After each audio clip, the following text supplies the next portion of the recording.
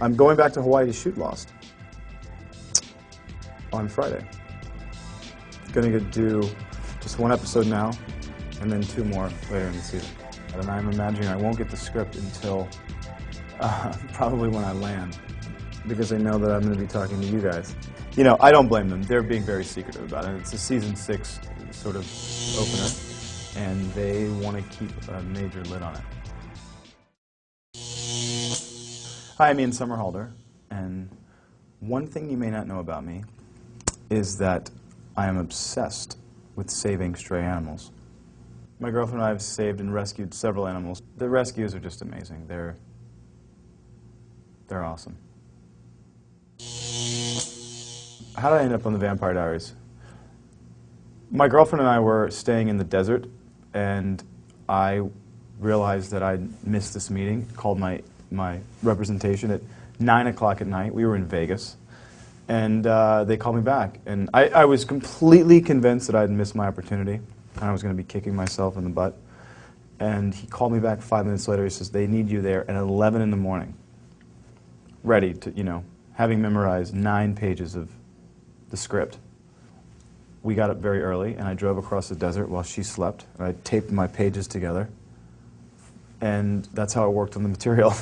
I probably shouldn't be saying that, because it wasn't dangerous. I mean, I'm a good driver, but I had them, you know, across the cabin of the car, laying across my sleeping lovely lady. It's pretty funny. Is it fun playing the villain? It is. He's a lot of fun. He loves what he does, and he's convinced that what he's doing is right. That's what makes it so fun to play him, because he's justified in everything he does, and he has a blast doing it. Having an immense amount of power to play with, literally, not being a mortal human being, as an actor, it adds so much dynamic to this character. So you don't have the restraints of being this normal guy. You could basically do whatever you want, and that makes it fun to read, to act, and to view. You know what I mean?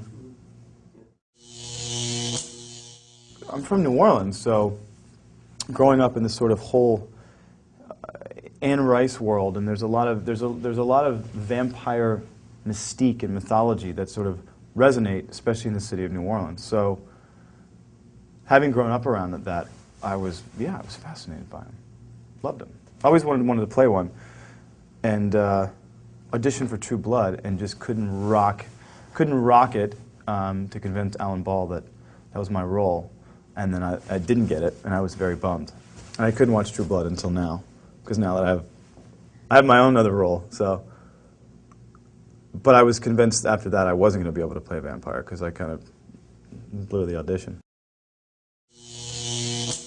My very first job as an actor, it was a guest star role. Oh, it was called The Big Easy. It was in New Orleans.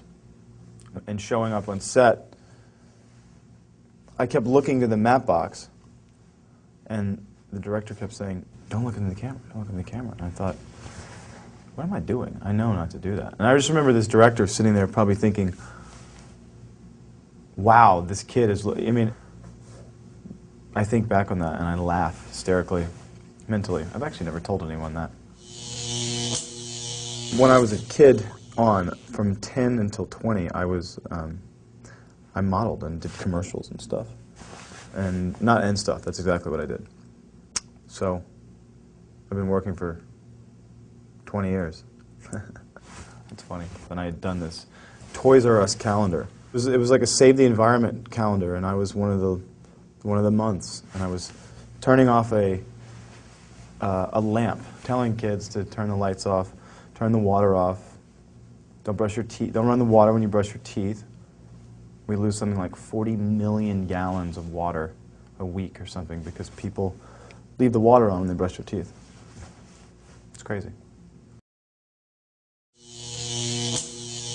I noticed that you had a tattoo on your arm. What does it say? It says here and now in Latin. Hic et nunc. Yeah, there's a policy, a tattoo policy at CBS, I think. It's just a matter of, you know, not having anything offensive on your arm. Because I'm sure that could lead to some problems for the studio and the network. But they approved it.